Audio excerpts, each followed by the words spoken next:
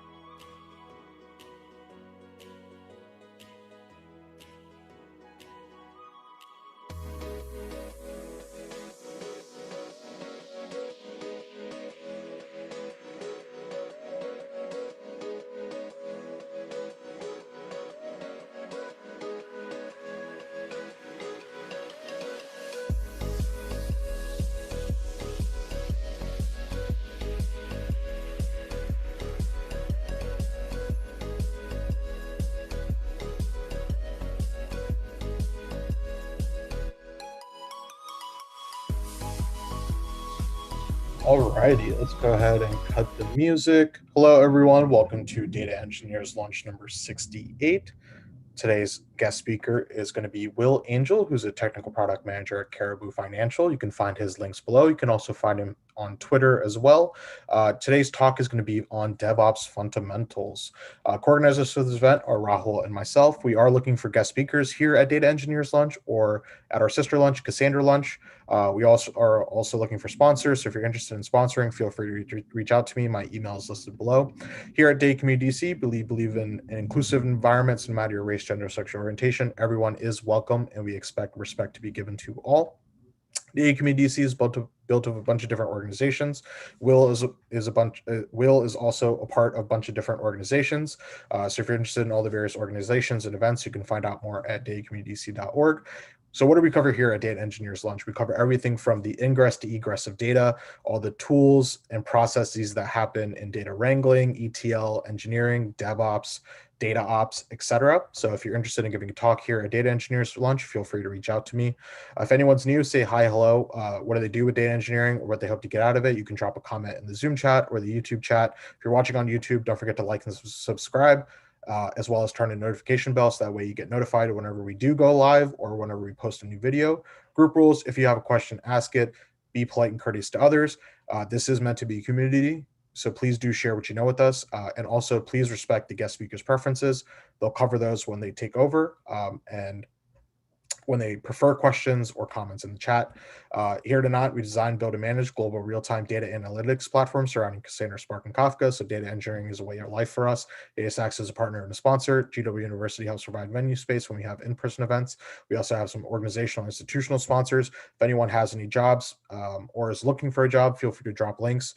If anyone has any meetups, hackathons, conferences, or classes they would like to promote, feel free to drop those as well. Anant is hiring full-time and part-time positions, data platform operators, engineers, or architects. You can find out more at careers.anant.us. We'll drop the link in the YouTube or in the Zoom chat. We'll get that transferred to the YouTube chat as well. Caribou has job offerings, so you can check out that link as well. Data engineers lunches happen every Monday at noon Eastern. Currently, we are looking at having a more variable time slot to cater to a more worldwide audience. We also have our sister lunch, Cassandra lunch, which happens on Thursdays at noon Eastern. Again, we are looking at having a more variable time slot. We also have released our fourth Apache Cassandra runbook. It is available for free. This runbook covers disk and CPU resource management on a Cassandra cluster. We'll drop the link so you can fill it out and get the runbook for free. And with that, we'll pass it over to our speaker for today, Will. Thank you for the great intro. Let me go ahead and share my screen. And I will be monitoring the chat for questions. So feel free to put any questions in the chat, either YouTube or Zoom. And I will also have a space at the end for questions. I should start with the classic disclaimer. Everything here represents my views and none of my employers, unless I say something incorrect or unpopular, in which case that's not my view either. But let's jump into it. So my name is Will Angel. I'm going to be talking about DevOps fundamentals from a data engineering perspective. So we're going to be going over what is DevOps. We're going to be going over some of the metrics from Dora on DevOps, talking about some of the practices and tools used commonly in DevOps, and then talking about what some of the challenges of DevOps for data engineering are. So jumping right into it. What is DevOps? And in short, I believe that DevOps is how you win at software. Specifically, DevOps is the combination of development and operations. And by putting them together, you end up with a place where the people building the software are also the ones operating the software. And because that's a continuous iterative process, DevOps means continuously not just delivering software, but getting better at delivering software, which is a large competitive advantage. So from a business perspective, DevOps is very appealing. So brings up the question of why. And the short answer is when you think about agile software development, the number of every time you have a handoff from an organizational perspective, that gets a lot harder to do quickly and efficiently. So by reducing the number of teams involved with delivering software, you can go faster and iterate faster, which results in higher quality software. So this is a classic diagram for the DevOps cycle, which is a lot like the classic software development lifecycle, except that it is a smaller iteration time. So instead of the sort of classic iterative waterfall where you have a big design and then you build it and run it and maintain it and then repeat, for DevOps, it's effectively the same cycle. So yeah, basically, DevOps cycle is just like regular software development, but faster. And the idea is to keep your feedback loops very tight. I have to exit out of annotation. There we go. So there's sort of three big components here to DevOps. And it's a combination of what your development process is, how your systems are built, and then the actual tooling to support those. And this gets into a broader question of how do you build a complex system, for your people, your process, and technologies that allow you to operate effectively and adapt to a changing environment to deliver software, which is actually a really, really hard business problem. So if DevOps sounds complicated and hard, that's because it is actually. And part of that is also it's very easy to lose sight of the forest for the individual trees, and that DevOps it's not about the tooling, it's not about specific process, it's really a cultural thing. And in a lot of places, you'll have DevOps teams, and you'll be hiring DevOps engineers, and effectively you'll still have ops teams, and the people who are writing software are now throwing it over the wall to their DevOps team instead of their sysadmins, which isn't an improvement. So again, DevOps, it's not just renaming your ops teams to DevOps. It's not just hiring DevOps engineers. It's not always using Kubernetes everywhere, though for a lot of the things that make for a good DevOps environment, Kubernetes can be the right tool. But again, it's not just about renaming everything to DevOps because you can. So that's sort of DevOps in a nutshell as an overview.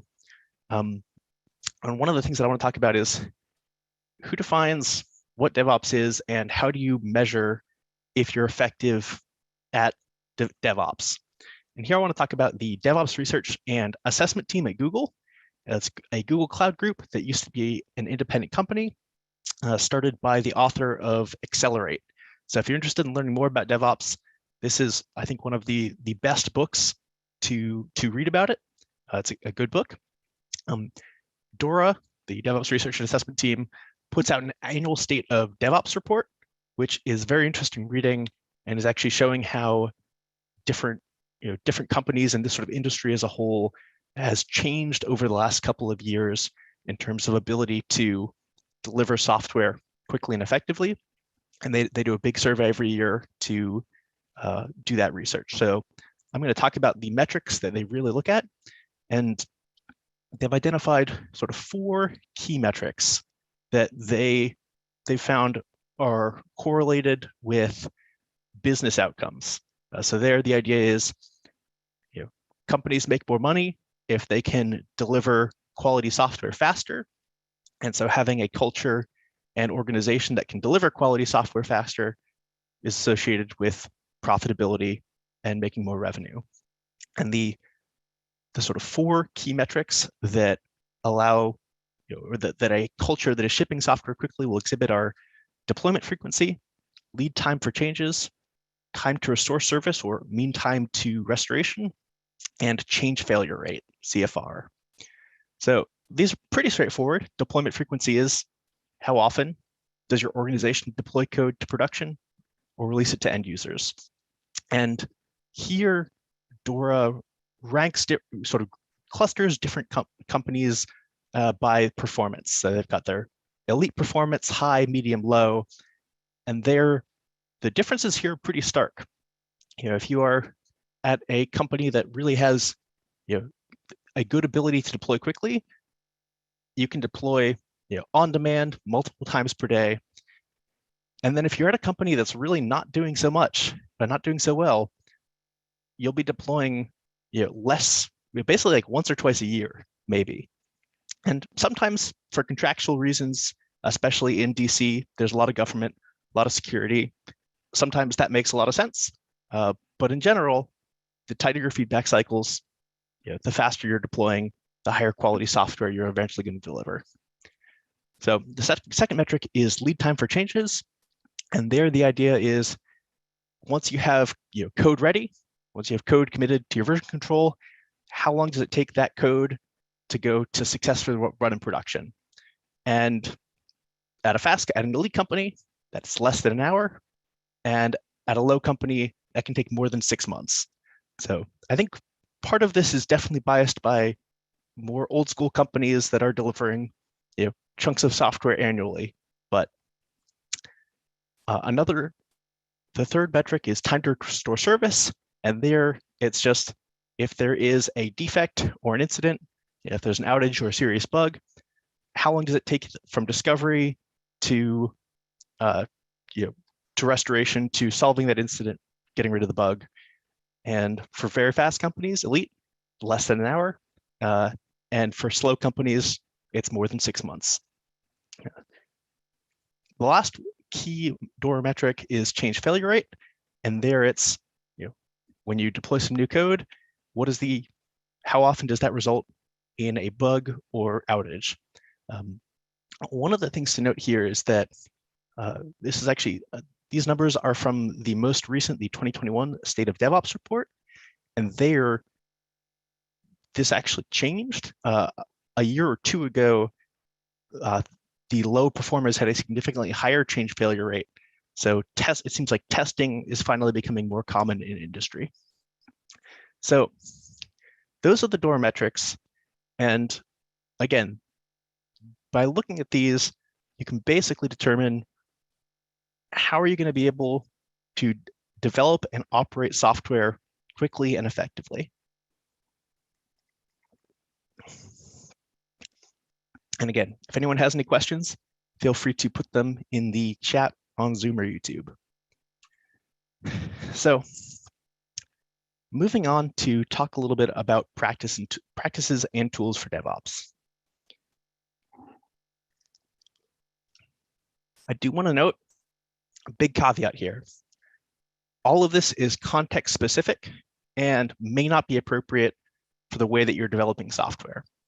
So a lot of best practices are context dependent, and due to contractual or security constraints, they may not be appropriate, or just in terms of resources and budgeting, if you work at a company that doesn't have a big engineering team, using some huge orchestration system like Kubernetes may not be the right call.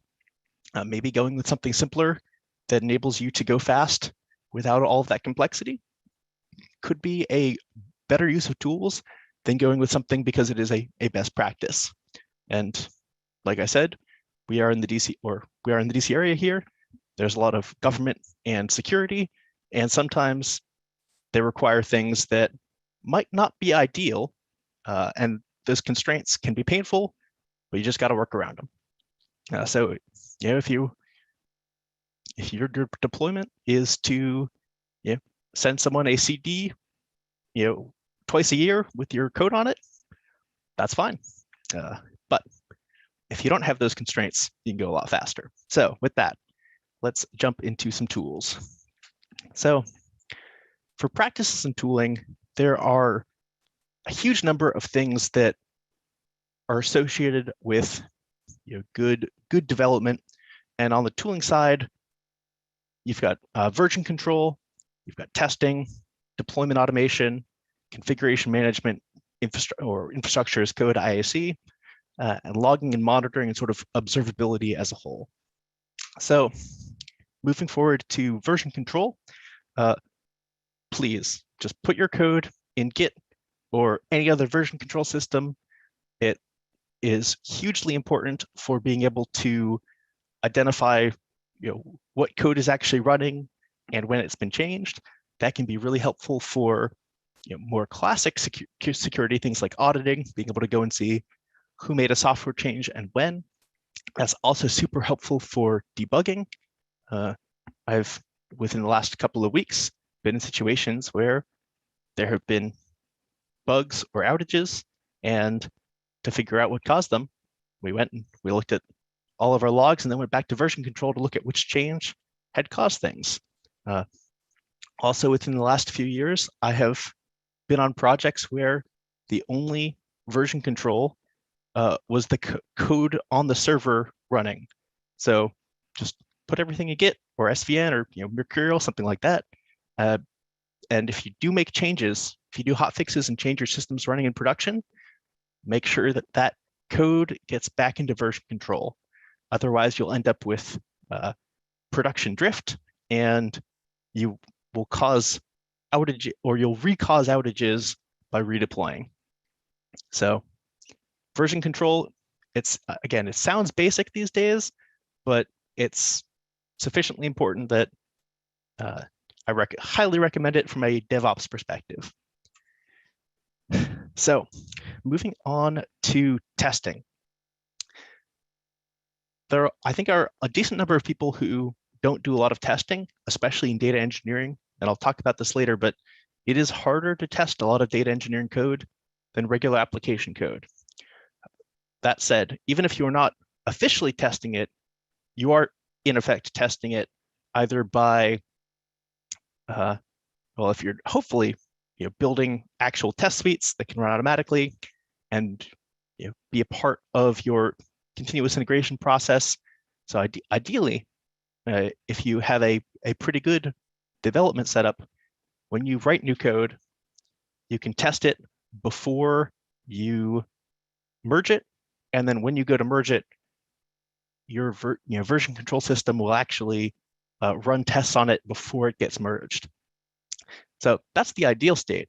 But if you decide that your ETL code isn't easy to test, then it's going to be tested by your users in production, and if those tests fail, your users will be very grumpy.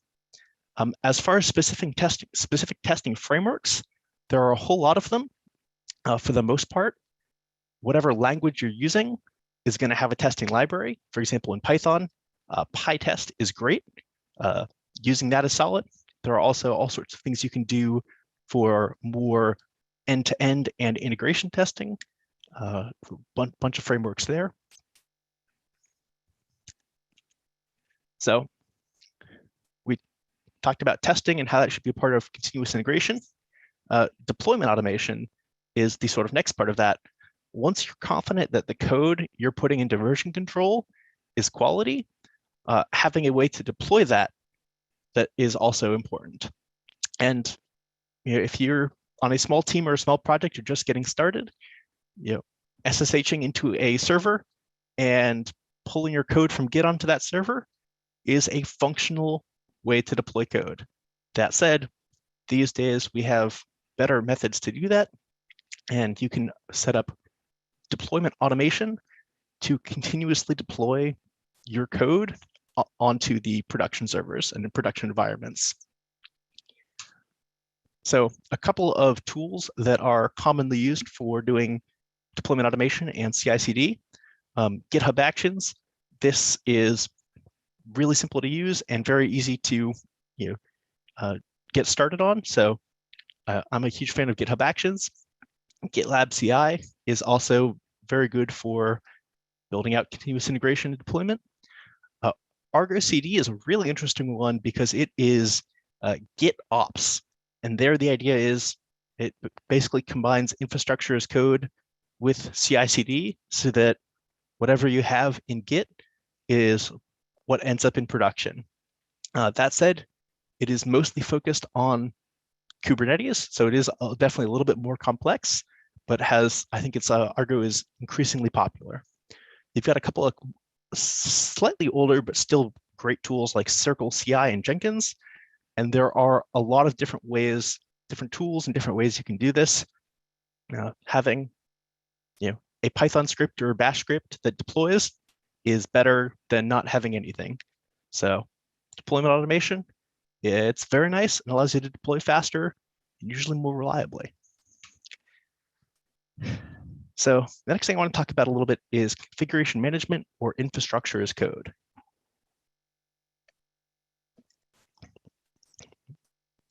So like I just mentioned with the deployment automation, putting your code in version control makes it more repeatable to run. If you do the same thing for your infrastructure, that means it's easier to rebuild your infrastructure if there's an incident, or you're able to spin up additional copies, which can be very helpful as you grow an application. So there, if you are able to define all of your configuration and infrastructure in code, that means that duplicating that infrastructure is now something that can be almost fully automated, which has a lot of benefits for deploying it more often, and also has the added benefit of making it easier to observe and reason about what you have running in production. Because there, if you have all of your code in version control, all of the application code in version control, you can go and read it and know that that's the same code that's running in production. You may not know about the infrastructure that it's running on. So if you say have an application that's receiving data and storing it somewhere, if it's running on a cloud, you may know that it's running on an EC2 instance, but you might not know what size it is unless you have to actually go into the AWS console and take a look. If you're using infrastructure as code, you can have the actual size of the EC2 instance defined in code, which allows you to then just go and look at it in your Git repo or your source control repo, just like you are the actual application code. And that can be very helpful for seeing what you have going on and reasoning about it. So there are a bunch of tools to do this. I think one of the more popular ones these days is Terraform. There's also Chef, Puppet, Pulumi, Ansible, and all of the clouds have their own version of these tools. Basically, the idea is you can programmatically define all of your configuration and infrastructure, and that is very good for the perspective of quality and repeatability. If anyone has strong opinions about which of these are best for data engineering, I'd be very curious to see that, so put it in the chat. So a practice that is critical for actually being able to debug your software is logging. It's important to log events in your application so that you can debug them and audit them. And one of the things that's very interesting from a sort of auditing / debugging perspective is converting your logs into data to analyze. And so there, if you have some application that's running in production that you have logs in, you can send those logs to a monitoring tool and then actually see what's going on for your application. So if you've got some, if you're running a Spark cluster or something, or some application and want to see how it's performing, you can actually get that from the logs it's generating and use that to identify performance issues, which potentially mean that you can enable better scaling, all sorts of things. It's also very important to have logging so that you can trigger alerts, because if your Spark cluster all of a sudden starts handling 0 events, or if it's not streaming data anymore, you probably want to know about that and get a text message or a very angry email. So having logging is good to actually see what's going on in your applications. And that ties nicely into monitoring, which is a sort of combination of logging and alerting and observability. And there, you want to monitor the performance of your deployed software applications so that you can, at least personally, sleep at night. At work, I'm confident that our applications are going to run, and if they're not going to run, they're going to send the correct amount of alerts at the correct time so that we can actually go in and make sure that they get restored promptly. You can use monitoring to improve system performance by looking at the performance of the application and finding bottlenecks to optimize. And this isn't quite so applicable for most of our data engineering services where they're more removed from the end user, but users don't like bugs. And by monitoring your system, you can identify bugs and solve them before they happen too often. Or on the data engineering side, we can monitor when data is slow to arrive and tell our users that the data is going to be slow before they just start wondering where it went. So that's monitoring. There are a huge number of tools to do this. A couple of the big ones are, Prometheus, Grafana, Elastic Stack, or also known as Elk Stack. You've got a number of proprietary vendors like Splunk, New Relic, Sentry, Datadog. There are a whole number of different ways that you can do this. All of these are great tools, but Prometheus and Grafana are open source, so free to use, and they are very powerful. So just went over a pretty good number of tools, and this is a lot. Like the more that DevOps is, if you build it, you run it. So now instead of just developing an application, developers are responsible for running them and knowing about infrastructure, logging, monitoring, build automation, CI/CD. That's a lot to expect, and I do want to emphasize this is a team sport. It's not just one person. There are very few people who know all of this to the depth needed to really do it well. That said, knowing, having some breadth here and understanding at least some of the sort of whole end-to-end life cycle helps a lot. So there's a lot here. It's important to not get overwhelmed, but this is something that does take time, and the ecosystem is changing a lot.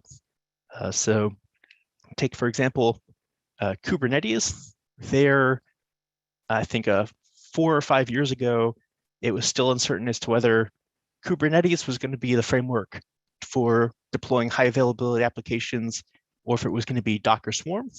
And likewise, there's still a huge amount of churn about exactly how to do a lot of things within Kubernetes. A lot of the software has matured a lot and changed. So there's a huge amount of change going on in the DevOps tooling space, but the fundamentals are still the same as they were 10, 20 years ago, even if the tools have changed. So I want to take a minute to, this is the data engineering lunch, so I should talk about how this is most applicable for data engineering. So in short, it's the same, but it's also different. And a lot of this is going to be from my perspective, which has mostly been in data warehousing, ETL, business intelligence, where it's not the same as regular application development.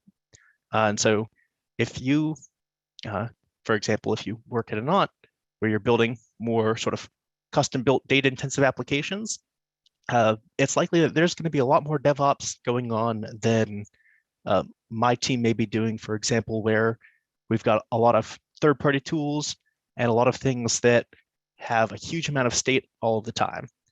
So the two big differences as I see it, this is a non-exhaustive list. The two differences are data has mass, and I think a larger number of third-party vendors than you may have in regular software development. So data has mass. With conventional software application development, the core thing you're delivering is an application. And oftentimes that's relatively stateless. Whereas in data engineering, depending on what kind of data engineering it is, the core artifact is going to be an application that interacts with data, or just a data warehouse and all that. But you've got some code that interacts with data. And the problem there is that large volumes of data, they have a lot of mass to them. So they're hard to move around. They're hard to, they can be hard and expensive to duplicate.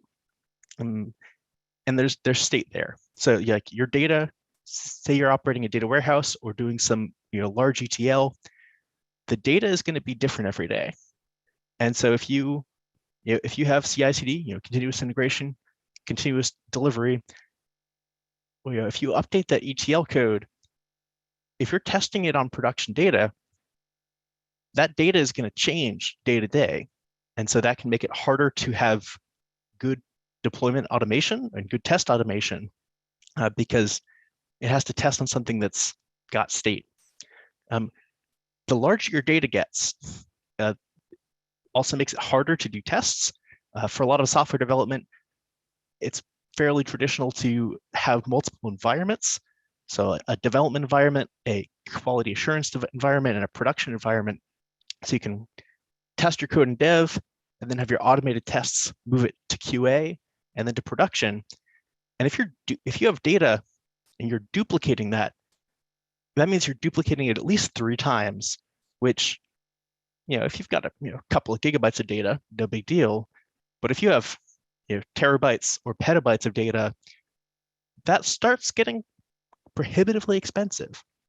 So it can be harder to build good tests there. And if you instead sample the data, and, only say like take a fraction of the data to put into your tests or your development environment, that may be hard to then test the performance of your ETL pipelines. Because if you're writing ETL pipelines, how long they take, the amount of data that they can process, that determines how well they'll work. And in some cases, if you have a batch job that needs to finish within 5 minutes so that it can micro batch every 5 minutes, on sample data it may run instantly, if it's only processing a few hundred megabytes. But if you then have gigabytes or terabytes of production data, you may not be able to actually test except in production. So it becomes a lot harder as your volume of data gets bigger. You also have issues where your applications become commingled with data. Say you've got a huge Cassandra instance. It's not easy or cheap to just spin up a whole new instance for that testing. And if it's ETL code, you can't test that without some data. So that becomes quite challenging as well. The sort of other broad group of issues where I think DevOps is different for data engineering is that you have a larger number of third-party tools. And this is going to be context dependent. Maybe you work in a data engineering place that does everything open source, runs it all yourself. Could be the case. There are also a lot of places where the data engineering is more managing and gluing together third-party tools. Modern data stack, just grab a vendor, put it together. And a lot of modern DevOps tooling, CI/CD, all of that automation, it often doesn't work so nicely with third-party tools.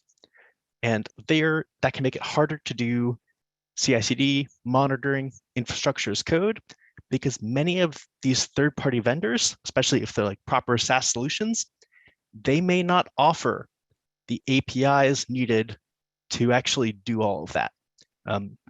I know, for example, Confluent Cloud, they provide managed Kafka, and it's super reliable, it's really good. They don't expose the underlying logs, so you can't monitor that. They've got their own monitoring built in, but they are, they intentionally don't give you that capability because they want you to use their monitoring tools. And again, great solution, very reliable. Their monitoring is actually quite good. But if you want to integrate it into your existing monitoring stack, you can't do that. So this is, for a lot of data engineering setups, I think quite a limitation. So overall, as far as DevOps for data engineering, I believe that having a large amount of data makes DevOps harder. And you do see this with regular application development, where having a huge database, even if it's just a regular application database, Postgres with a lot of user data, that makes it harder to have a good test environment, to do good CI/CD, and it gets, again, even harder when you go from just a large database to Cassandra and data sharded out over the entire planet, or huge Spark pipelines. Like, data makes it harder. At the same time, I think having these principles makes data engineering easier. So building good automation, having lots of testing, monitoring, version control, basically all the things to make it so that when you code, you're able to do it quickly and safely. And when things go wrong, you're able to identify that quickly and fix them faster. So again, large data makes DevOps harder, but DevOps does make data engineering easier. So on that note, I will turn it over for questions. Curious if anyone has questions about that, or if people think that there are problems, data engineering practices that make it harder to do DevOps. I'm very curious. Also, feel free to reach out to me or LinkedIn or on all the other social medias.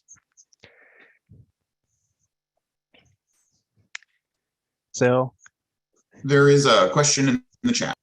yes. So question from Nicholas.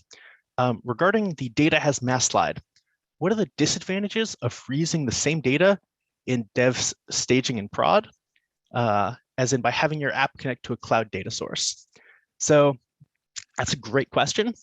And if your data is small enough, you can just duplicate it and just have 3 identical sets of data, and that can work pretty well.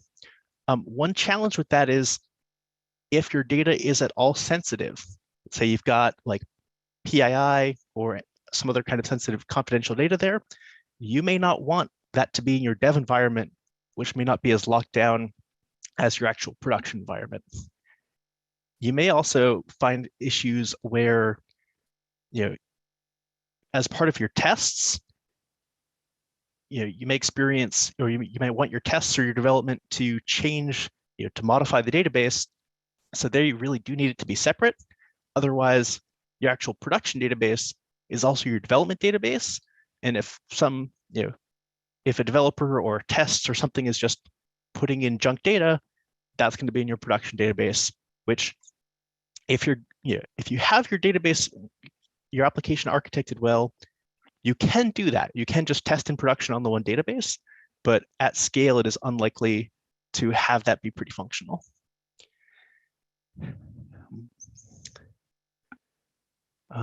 Question from, Nicholas, does that answer your question? Yeah, thank you. Excellent. We also have a question from John. Have you used Flyway to automate DDL changes? If so, what's your experience with it? I have not used Flyway. I have done various things to attempt to automate DDL changes, data definition language changes. I've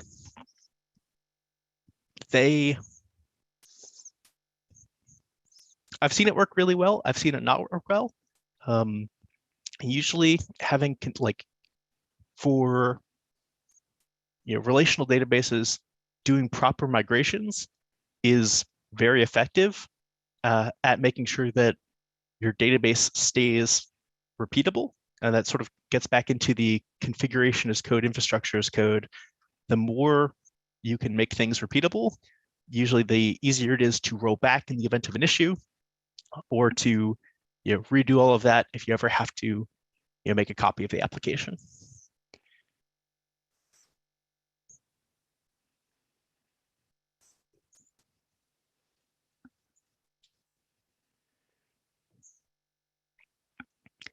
And Arpin, to answer your question, is Flyway similar to Liquibase? I believe it is. I think it's like SQL plus versioning, whereas Liquibase is more focused on the migrations and classic DBA, but I think they are similar. I have not yet had the chance to use Flyway. Yeah, thanks. Yeah, it was interesting. I was looking at Flyway. That's the first time I've heard of it, and from just seeing like the versioning aspect of it, because I remember we've done some work with Liquibase and Cassandra before, and doing essentially versioning on your database using Liquibase. It's pretty interesting concepts and technology that interested to see what else is out there.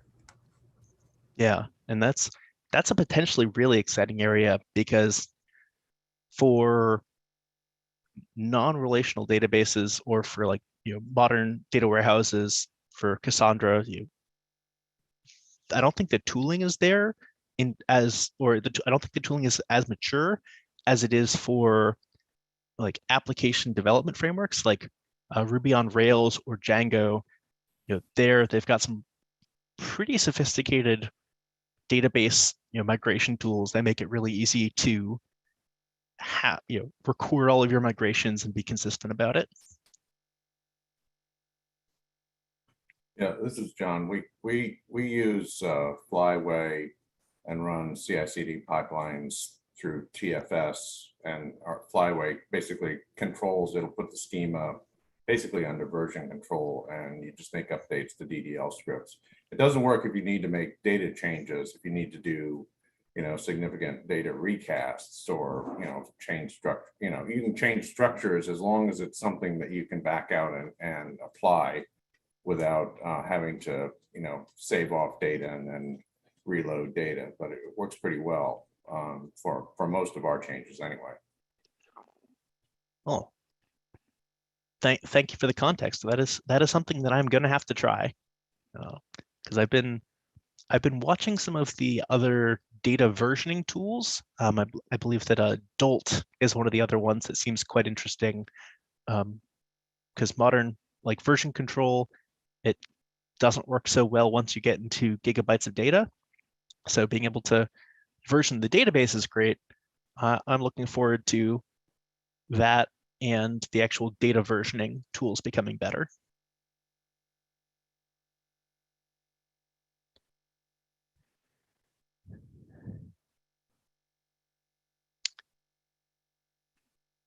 Well, if there are no other questions, I will ask one of my own. I covered a large range of tooling. I'd be curious to hear if I did a demo at a future lunch, which of those tools would people be most interested in seeing?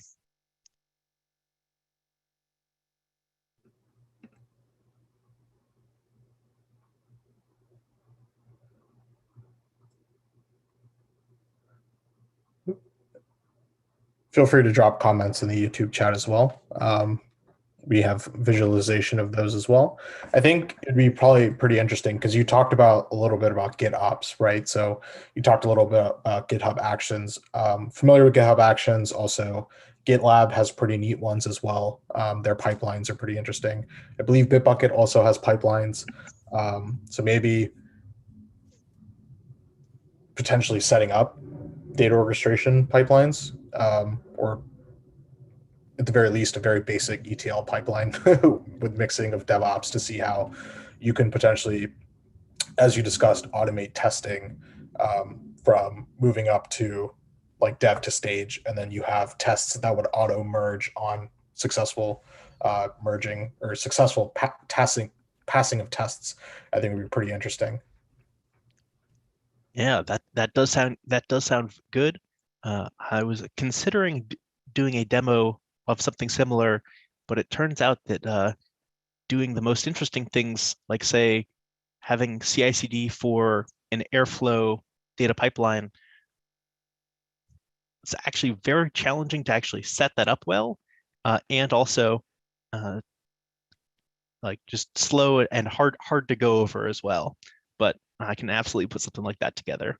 Or if someone here disagrees and thinks that actually doing CI/CD for your Airflow is super easy, I'd love for you to show that and prove me wrong.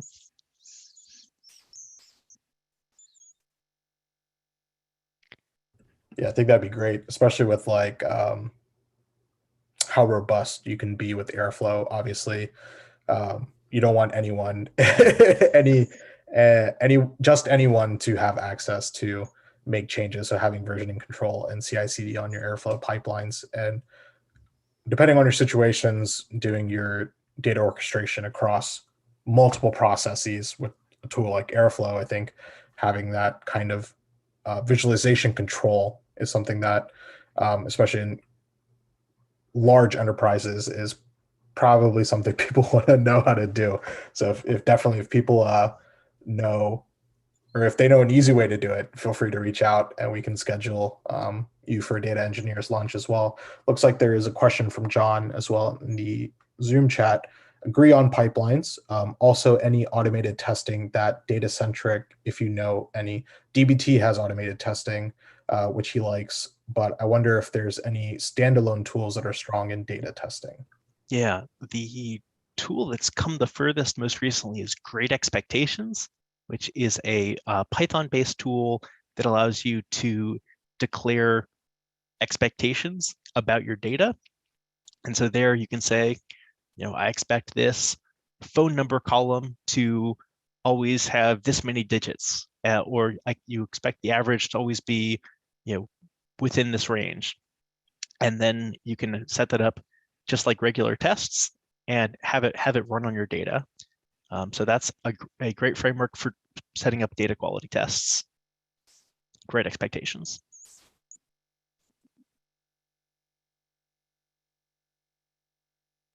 Yeah, I'm going to throw that one into our backlog. I've taken a look at it while I was browsing for data engineers lunch topic, but I was like, to set up a good demo, I would need some time. So I didn't have enough time to pump something out for that, but it's definitely something that we can talk about, especially for obviously making sure your data is good. Because obviously you don't want issues in production and then people start getting angry, like you mentioned. Yep, absolutely. And one of the, I think, the limitations of great expectations is that you have to define a lot of the expectations yourself. One place that I'd be really excited to see either better tooling or just a demo of putting it together in ways that I haven't figured out yet. Looking at some of the like statistical descriptions, things like in there are a whole bunch of great data profiling tools in Python, including just the like built-in pandas like description and profiling. Figuring out a way to fit that into a framework like Great Expectations, so you can just say, I expect the distribution of this data to stay the same. Alert me if it changes. That would be super cool to see. And I think there's a place where on the commercial side of the data engineering space, you've got a number of tools like Monte Carlo and Big Eye, among others, where they're really investing in data observability and having that sort of pretty seamless automated data quality detections. But on the open source side, I think all the pieces are individually coming together, but to make them into a cohesive whole where you can just say, great expectations, here's my data, let me know when it changes. We're not quite there yet.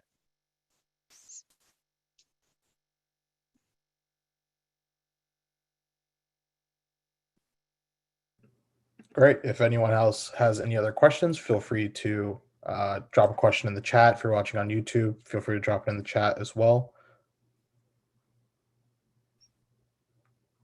Yep, and I will put a copy of my slides on my GitHub or in a GitHub repo in due time. Yep, and then we can also link that in the YouTube description. So once we have a link for that, all the resources are available in our YouTube description. Great, sounds good. And I think I put it in the chat at the start, but I will say it again. Caribou is hiring engineers of all sorts, including we're looking for senior data engineers. So if you want to come and work with me on building out a, in my opinion, kick-ass analytics ecosystem, got a link in the chat there. Awesome. Yep. And thank you, Will, again for joining us.